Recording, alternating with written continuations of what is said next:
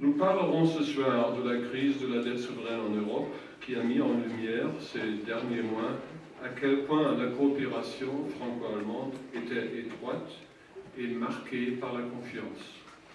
La mondialisation pose souvent les mêmes problèmes à nos deux pays, mais nos traditions respectives, nées de notre histoire, entraînent des fonctions de réaction différentes, pour utiliser la terminologie des économistes.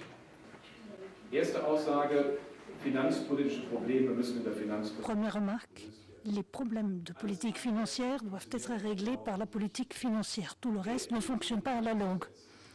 Nous ne savons pas quelle sera la conséquence de cette inondation du marché avec des liquidités et nous n'avons surtout pas d'expérience quand il faudra sortir de cette situation, organiser un retrait ordonné en quelque sorte.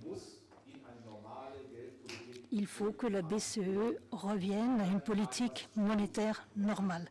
Il y a peut-être un risque de perte d'indépendance de la Banque centrale, il y a peut-être un risque de perte de la Banque centrale qui devrait aller mendier une recapitalisation auprès des États. Peut-être un risque de faire payer une fois de plus l'Allemagne de manière détournée. Ces sujets, il ne faut pas les occulter, mais pas forcément pour les traiter en disant il faut que la Banque centrale arrête. Peut-être qu'on peut revoir, pourquoi pas, la gouvernance de la Banque centrale. Peut-être que le principe de une personne, une fois n'est pas le bon. Le lancement d'euro-obligations ou la poursuite des liquidités mises à disposition par la BCE ou une augmentation sérieuse du mécanisme européen de stabilité vont trop loin, à mon avis. Avec les euro-obligations, on peut régler le problème à court terme, on baisse les intérêts, mais finalement, il n'y aurait plus les incitations nécessaires pour réduire l'endettement. Le comité des sages a présenté une solution à long terme et une solution à court terme. Nous avons proposé un fonds d'amortissement des dettes avec 3 éléments. Premier élément, fonds de remboursement, premier pilier.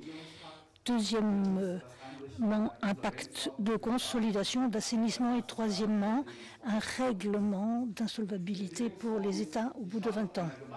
En gros, au bord du précipice, on arrive à prendre des décisions qui permettent d'éviter de faire le pas supplémentaire. Si on raisonne sur ce qui se passe en Grèce aujourd'hui et qu'on se dit que la thérapie qu'on veut appliquer partout, c'est celle-là, c'est-à-dire une situation où la priorité essentielle est donnée aux efforts de consolidation budgétaire et fiscale au mépris de ce qui se passe en termes de croissance, alors on est assuré de généraliser le phénomène non seulement de contraction qui a été observé pour la Grèce, mais on va le généraliser à l'ensemble de l'Europe. Alors à partir de là, qu'est-ce qu'on peut faire? Si on raisonnait sur l'Europe en tant que telle, comme une entité intégrée, il n'y aurait pas de nécessité de généraliser une règle de retour rapide à l'équilibre budgétaire pour tous les pays. Ce qui permettrait à certains pays de continuer à soutenir leur activité pendant que d'autres pays s'appliquent à eux-mêmes une discipline budgétaire plus stricte. Et donc, globalement, il y aurait un soutien à l'activité économique et un soutien à la croissance.